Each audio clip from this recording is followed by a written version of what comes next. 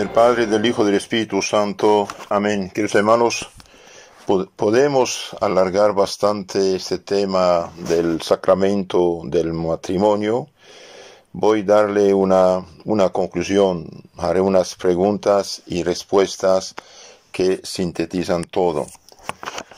En primer lugar, el matrimonio es de institución divina. Es Dios mismo que ha creado el matrimonio, lo creó hombre y mujer y los bendijo. Sean fecundos y multiplíquense, llenen la tierra y sométenla.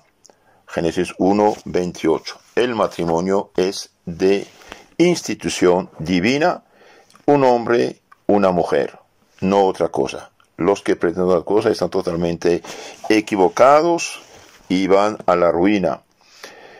El matrimonio, Dios nuestro Señor, lo hizo sacramento, además de ser un contrato natural de un hombre y una mujer para toda la vida. Dios lo hizo sacramento, signo sagrado que da la gracia, la santidad. El día de la boda, Dios se compromete con los esposos de darles ayuda, socorro, luz, protección, paciencia, fortaleza, lo que llamamos la gracia del matrimonio, para quedar fieles, educar cristianamente a sus hijos, aguantar, soportar las dificultades, los problemas, de triunfar y salvarse con una condición, que vivan en gracia y en santidad. Una vez el hombre y la mujer dan su consentimiento el día de la boda frente al ministro de Dios, que es el sacerdote, bien, es para toda la vida. Por lo tanto, no hay divorcio en un matrimonio realmente católico. No hay divorcio. Lo que Dios unió, el hombre no lo separe, dice Cristo, San Mateo 19:6. Puede ser que a veces haya matrimonios inválidos. Por ejemplo, un hombre casado ya por la iglesia, separado, miente, engaña a todos y se presenta segunda vez. Esto no vale. Su matrimonio es nulo. Es como alguien que vende un carro robado y firma en lugar del propietario. Esta firma no vale. Entonces, esto es el asunto a veces de lo que llaman divorcio o anulación del matrimonio. No, la iglesia no tiene derecho de anular ningún matrimonio. Un matrimonio verdadero, nadie puede anularlo y punto. Divorcio, dijimos, no existe en el cristianismo. Ahora, ¿qué decir del matrimonio civil? Bien, antes no había matrimonio civil. Lo que se hacía en la iglesia era civil y religioso al mismo tiempo. Pero con la descristianización, las revoluciones anticristianas, los liberales, los masones, los anticristianos, tomando el control del destino de los pueblos cristianos, hicieron leyes que ya no son cristianas, pusieron el matrimonio civil con divorcio. Bien, uno tiene que casarse civilmente, para tener los derechos, protección civil de la ley humana. Pero un católico divorciado por el civil y casado por la iglesia queda casado hasta la muerte. Aunque es divorciado por el civil, no está divorciado delante de Dios porque su matrimonio dura para siempre. ¿Y qué decir de un católico casado únicamente por civil? Bien, está en pecado mortal, de fornicación y además de escándalo. Delante de Dios no está casado. No tiene la bendición de Dios, no puede confesarse, no puede comulgar y no tiene la protección divina del matrimonio. ¿Qué debe hacer este católico? Bien, debe o casarse, si tiene hijos, si quiere el esposo o la esposa, lo que va a ser esposo y esposa, que se casen como Dios manda. No compliquen ni fiesta, ni gasto, ni esto, ni aquello. Solamente preséntense al sacerdote, hagan lo que tienen que hacer, unas charlitas, una preparación, una buena confesión, si esto sí vale la pena y debe hacerse, y reciben la bendición de Dios y ya. Si no quieren casarse, bien, sepárense, cásense con quien quieran, pero mientras no se puede vivir así. ¿Por qué? Porque no solamente es pecado mortal, sino es un estado de pecado mortal. Y esto es lo que es gravísimo. Y además es mal ejemplo para las personas. Entonces, unión libre es pecado mortal de fornicación y de escándalo. Un católico no tiene derecho de hacer esto. Pero vamos a juntarnos, después veremos, nos casamos después. No, mientras se empieza con pecado mortal, no tienes derecho, estás en peligro de perdición eterna. No sabemos ni el día ni la hora. Ahora, ¿qué decir de los que llaman vueltos a casar? Bien, esto no puede ser. Una persona, dijimos, casada por la iglesia es para siempre. Vuelto a casar no existe. No existe.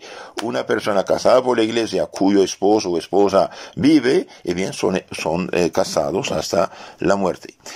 Entonces, los vueltos a casar están en pecado. Sí, pero yo soy inocente de mi divorcio. El otro exigió el divorcio. Bien, usted es inocente. Ok, tiene razón. Pero usted tiene derecho a todos sus sacramentos mientras vive cristianamente en castidad. ¿De dónde viene tu problema? Tu problema viene de juntarse con otra persona que no es tu esposo. Pero mi esposa me abandonó. Es una injusticia gravísima, es verdad. Usted es víctima, es verdad. Pero usted no tiene el derecho de juntarse con otra mientras vive el esposo o la esposa. Lo que Dios unió, el hombre no lo separe, dijo Cristo. San Mateo 19:6 dijimos. Ahora, los esposos que quieren triunfar en su matrimonio, bien deben vivir en santidad. Por lo tanto, no deben manchar su casa, su familia, su lecho conyugal con el pecado de onanismo. Había en la Biblia un hombre llamado Onán. Este pobre señor inventó un pecado vergonzoso que lleva su nombre. No quería tener hijos y por lo tanto sembraba el semen humano fuera del vaso y no dentro para no tener hijos. Y bien, Dios le quitó la vida. Por lo tanto, todo lo que es contracepción artificial, pastillas, inyecciones, condón, cobre, parche, no sé todas las cosas que inventaron, todo lo que va contra la concepción de un hijo, si Dios juzga bien, si Dios lo da, bien, es pecado mortal. El Espíritu Santo de Dios se va en ese momento, el demonio viene y empiezan los problemas. Entonces, todo lo que es deseo de no colaborar con Dios en esta obra, porque los esposos son colaboradores de Dios, bien, es pecado mortal. Dios se va, el demonio viene y empiezan los problemas.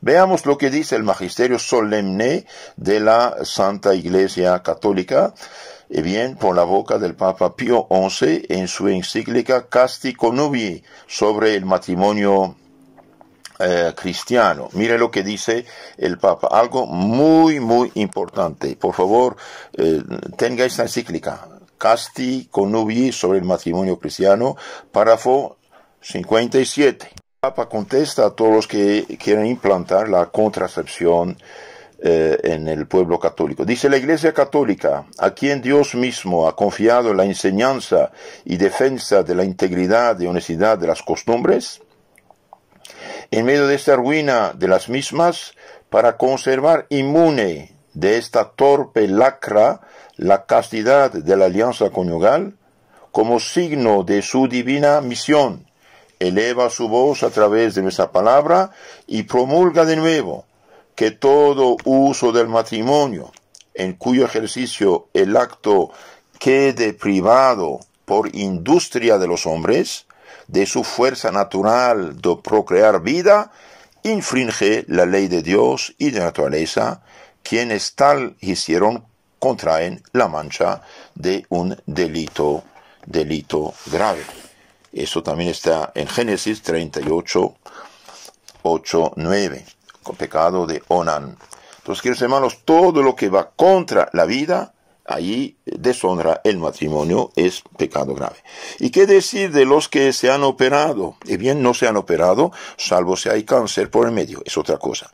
Cuando hay cáncer o algo, tiene que operar. Como mi mano, si en mi mano está mi mano engangrenada, tiene que cortarla. Esto se llama operación. Pero mi mano es sana, la cortan, eso se llama mutilación. Entonces todos los que, siendo sanos de cuerpo, se han mutilado para no tener hijos, sea hombre, sea mujer, y bien hicieron pecado realmente vergonzoso y pecado mortal. Tienen que confesarlo y pedir misericordia del Señor, y incluso ayudar familias que tienen más hijos por lo que hicieron. Es pecado grave, tiene que confesarlo. ¿Qué más decir acerca de este tema? ¿Qué decir del adulterio? Bien, del adulterio podemos decir que es un pecado mortal que lleva al infierno. Los adúlteros no heredarán el reino de los cielos. 1 Corintios 6:9. No heredarán en el cielo, ni los adúlteros, ni los impuros, ni los afeminados, ni los homosexuales, ni los fornicarios. No heredarán el reino de Dios. Entonces es algo muy importante. El que vive en adulterio, sea engañado al esposo o la esposa, o sea se junta con otra, es pecado realmente gravísimo. Sí, pero hemos leído en la Biblia, Cristo dijo, el que deja a su esposa y va con otras adúlteros, salvo en caso de adulterio. No, la traducción es muy mal hecha. La traducción real dice, salvo en caso de unión libre. Porque si Cristo dejara, en caso de adulterio, el divorcio, todo hombre y toda mujer que quiere divorciar haría un adulterio y ya está divorciada. No es la traducción real, verdadera, dice, el que deja a su esposo o su esposa, salvo en caso de unión libre, bien, es adúltero. Entonces, los que están en unión libre se separan, hacen bien. ¿Por qué? Porque estaban pecando por el hecho de estar en unión libre. Por desgracia, este versículo 9 del capítulo 19 de San Mateo está mal traducido, incluso en Biblias católicas, que dice, mas yo os digo, quien repudia a su mujer, salvo el caso de adulterio, y se casa con otra, comete adulterio. No, la traducción verdadera, correcta, base del arameo, del griego, bien, salvo en caso de unión libre, en caso de fornicación. Entonces, vivir en adulterio, sea dejar el esposo o la esposa vuelto a casar, como dicen, o sea a escondidas, es pecado gravísimo.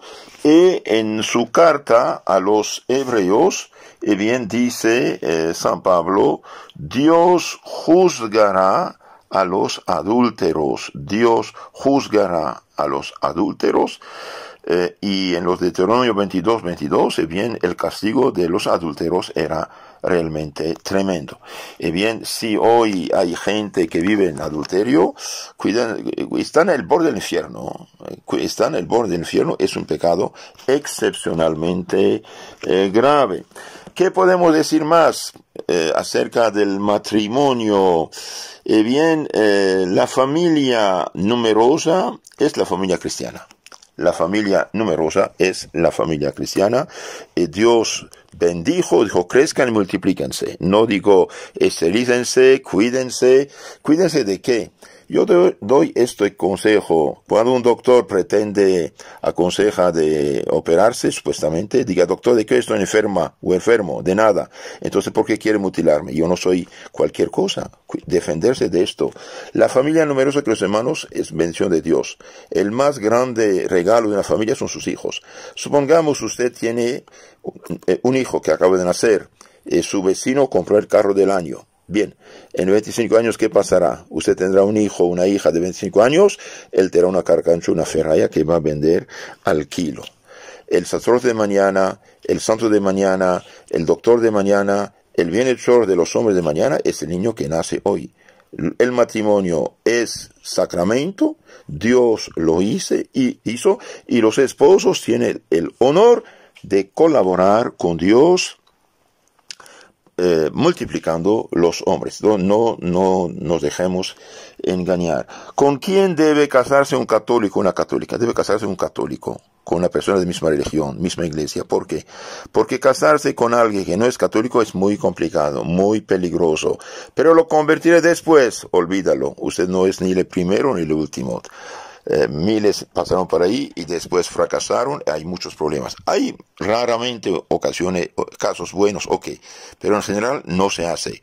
Y un católico o una católica puede casarse frente a un ministro no católico, no vale ese matrimonio.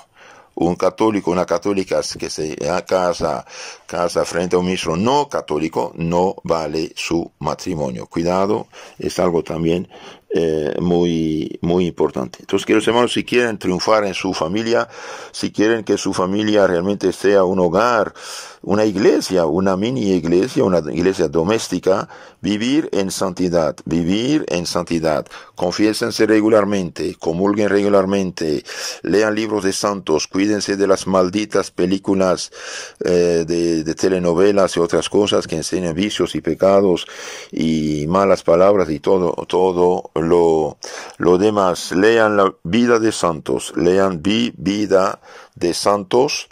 ¿Por qué? Y porque los santos son ejemplares. Por ejemplo, Santa Mónica y muchos otros. Incluso leyendo la vida de Santo Cura de Ars, por ejemplo, o de Padre Pío, o de los niños de Fátima, usted verá cómo vivían estas familias, cómo estos niños fueron educados y llegaron a la santidad. Entonces es muy importante escoger el esposo, escoger la esposa de una familia católica, de una familia cristiana. Cuídense de gente que tiene ya vicios. Cuando una persona ya es viciosa, es complicado, es muy complicado después mejorarlo, ¿no? Olvidé de decirles había otra pregunta también en mi lista de estas preguntas. El esposo o la esposa tiene el derecho de hacer lo que quiere con el esposo o la esposa. No, tiene que honrar al matrimonio, no mancharlo. Por lo tanto, las relaciones deben ser como Dios manda, según el plan de Dios, y no un plan de las películas malditas de gente perdida. Ahora, en el matrimonio cristiano, los esposos que hacen obra de Dios en su matrimonio, hace un acto meritorio, dice Santo Tomás de Aquino. ¿Qué dice también acerca de esto la Biblia? Bien, 1 Corintios 7:4 dice: no dispone la mujer de su cuerpo sino el marido. Igualmente el marido no dispone de su cuerpo sino la esposa. Entonces no deben negarse unos a otros. El hecho de colaborar en según la ley de Dios y plan de Dios, y bien hacen obra de justicia y obra también de caridad. Entonces esto también es importante saberlo. Y si esto hacen, tendrán la gracia de su matrimonio, de esta protección divina, esta gana de cumplir con sus deberes, con sus funciones, y protegidos por Dios nuestro Señor. ¿Y qué pasa con los que hicieron aborto? Dios no quiera. Bien, si hicieron aborto, tiene que confesarse con mucha penitencia, mucho arrepentimiento, y también tener confianza en la misericordia de Dios. Yo sé que impulsan mucha gente hoy a estas cosas. Y bien, si pasó esto, Dios no quiera, una buena confesión, sea lo que sea los pecados que hicieron dentro de su matrimonio, una buena confesión, y bien, borra todo esto, con tal que haya arrepentimiento y firme propósito de enmienda, de corregirse. ¿Y qué decir de las suegras, de los suegros que quieren teleguiar la nueva familia? Bien, no tienen derecho. Un consejo bueno está bien, pero ponerse, teleguiar, dirigir la casa del hijo, de la hija casado, no tienen derecho. Y varias me hicieron esta pregunta: padre, tengo años y años de separada, mi matrimonio ya, bien, tu matrimonio, bien, existe mientras vive el marido o la esposa. 1 Corintios 7:39, la mujer está ligada a su marido mientras él viva. Una vez muerto el marido, queda libre para casarse con quien quiera, pero en el Señor, es decir, cristianamente. Y también en Efesios 5:31 dice, el hombre dejará a su padre, a su madre, y se unirá con su mujer, y los dos se harán una sola carne. De hecho, el fruto de su amor es una carne sola, un hijo viene de los dos. Entonces, queridos hermanos, la familia que reza unida, permanece unida. Recen como Dios manda, recen en su familia, recen el Santo Rosario, recen antes de comer, después de comer, aunque sea persignarse, recen Padre Nuestro, recen el Santo Rosario, lean los libros de santos, dije. Por ejemplo, vemos en la vida de los niños de Fátima que han visto a la Virgen Santísima, sea lo que sea fuera el clima, nunca faltaban a misa en esas montañas. A veces tienen que ir lejos, buscar una iglesia, y en consecuencia, tuvieron hijos cristianos. Aconsejo a todos leer, dije, Vida de Santos, y también leer la vida de Santa Mónica. El Papa Pío XI escribió varias encíclicas muy importantes. Una, ya la cité, Casti Connubii, sobre el matrimonio cristiano, y otra sobre la educación de la juventud, la educación de los hijos, Divini Ilius Magistri, Divini Ilius Magistri, sobre la educación cristiana. También el Papa Pío XII tenía un libro que se llama La familia cristiana, o hay diferentes títulos, sus 77 enseñanzas del Papa Pío XII a las familias, consejos a los recién casados. Es una mina de sabiduría cristiana todo esto. Y que los jóvenes no se casen con cualquiera rápidamente. Por ejemplo, una muchacha está esperando, tiene que casarse, distingo. Si se quieren, si es la persona adecuada, si pensaban realmente casarse, si bien, que se casen. Pero si está esperando y en catástrofe se casa, sin esto nunca se hubiera casado con esa persona, bien, no tiene que casarse. ¿Por qué? Porque el hecho de tener un hijo es un asunto, nace, crece y ya se bautiza. El hecho de casarse es un estado de vida para toda la vida. Entonces, si usted no pensaba realmente hacer su vida, vivir toda su vida con esta persona, que no es la adecuada, no debe casarse. Pero los papás obligan, y bien, no tienen derecho de obligar. ¿Por qué? Y porque es hacer mayor error todavía.